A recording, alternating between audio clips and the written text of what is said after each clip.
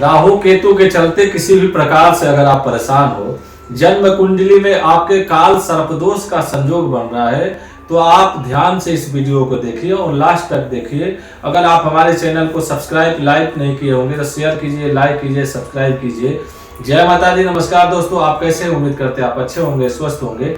आज हम बात करने जा रहे हैं पंचमी तिथि 21 अगस्त 2023 को पड़ने वाली नाग पंचमी के बारे में। अगर आपके कुंडली में किसी भी प्रकार से राहु केतु के संयोग के चलते आपको परेशानी हो रही है, काम धंधे में, व्यापार में, शादी में, विवाह में, या काल सर्प दोष के चलते बने हुए काम बिगड़ जाते हैं, शारीरिक मानसिक पीड़ाएं बहुत होती है और विवाह में तो विलंब होता ही है, उसके साथ साथ आपका आक्रोश, गुस्सा, उत्तेजना, कर्ज बढ़ते जाते हैं, तो आप परेशान मत होइए। बहुत ही दुर्लभ संयोग हो रहा है इस बार, क्योंकि 21 अगस्त 2023 के दिन श्रावण का नाग पंचमी भी हो रहा है और उस दिन भगवान शंकर का सबसे प्रिय दिन सोमवार भी हो रहा है।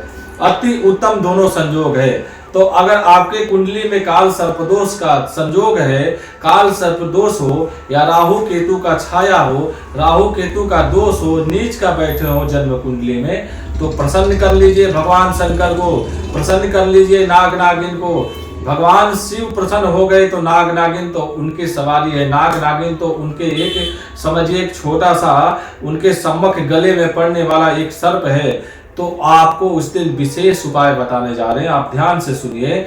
उस दिन क्या है, आप अति उत्तम रुद्राभिषेक कराइए किसी ब्राह्मण वैदिक द्वारा, अच्छे विद्वान द्वारा आप, क्योंकि सोमवार भी है और नाग पंचमी भी है।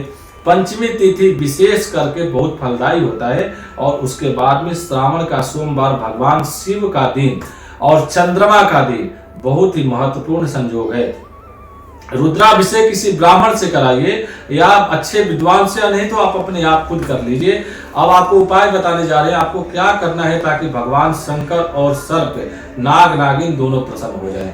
अपने घर के दीवार के दोनों साइड में नाग की आकृति गाय के गोबर से आप बनाइए, बहुत ही अच्छा मौका है। अगर आप गोबर से नहीं बना सकते हैं तो बाजारों में उपलब्ध होगा नागों की आकृति, तो छाया ले आकर के नागों की आकृति घर की दीवार की दोनों साइड में लगा दीजिए और पहले घी से स्नान कराइए, थोड़ा सा घी लगा दीजिए, दूध से स्नान कराइए, पंचामृत से दोनों का स्नान कीजिए नाग नागिन का। कराने के बाद में धूप दीप नैवेद्य आदि से स्नान करके, और ध्यान रहे दोनों ओर सातिया बना दीजिए, सिंदूर का टीका जरूर लगाइए नाग नागिन को। और उसके साथ साथ आपको क्या करना है, भगवान शंकर के मंदिर में जा करके रुद्राभिषेक कराइए, चाहे वो अपने से खुद आप कर सकते हैं। दूध से नमः शिवाय, ओम नमः शिवाय बोल करके भगवान शिव की आराधना कीजिए बैठ करके वहां उनके समक्ष। तो आप देखेंगे, क्योंकि एक साल में विशेष दिन नाग पंचमी का होता है। इस दिन अगर आपके घर में पितृ दोष हो, पितरों की समस्या हो, आपको गलत सपने आ रहे हो, बुरे सपने आ रहे हैं, आप डर जाते हैं, अचंभित हो जाते हैं, भटकाव हो जाता है, आप नकारात्मक ऊर्जा से अगर परेशान हो, तो ये बहुत ही दुर्लभ संयोग है। बहुत ही ये संयोग समझिए कि बहुत ही विशेष मिलता है, क्योंकि पंचमी तिथि और उसके बाद नाग पंचमी और उसके बाद सोमवार बहुत अति और श्रेष्ठ उत्तम उपाय है। इसमें क्या होता है, देखिए 12 प्रकार के दोष होते हैं काल सर्प दोष, और अगर आपके समय आपके जन्म कुंडली में दोष हो तो दोषों से छुटकारा पाने के लिए भगवान शंकर अगर प्रसन्न हो गए तो नाग नागिन तो कुछ नहीं कर सकते हैं आपका। तो उस दिन शंकर भगवान पर रुद्राभिषेक जरूर कराइए और कीजिए। आप किसी भी प्रकार से अगर दोष हो आपके कुंडली में, घर में पितृ से लेकर के सर्प दिखाई दे रहे हो, या आपको इस सर्प को मार दिए हो, आपको ये भयभीत कर रहे हो, तो इस दिन सर्पों को दूध से पूजा कीजिए, दूध से स्नान कराइए।